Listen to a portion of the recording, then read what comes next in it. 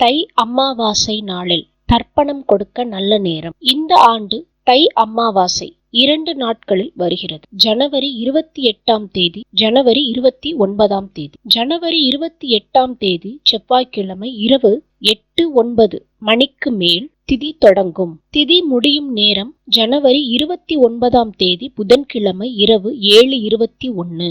ஜனவரி 29ஆம் தேதி அன்று காலை சூரியன் உதயமாகும் நேரத்தில் அமாவாசை திதி இருக்கிறது மற்றும் இரவு வரை அந்த திதி தொடர்கிறது.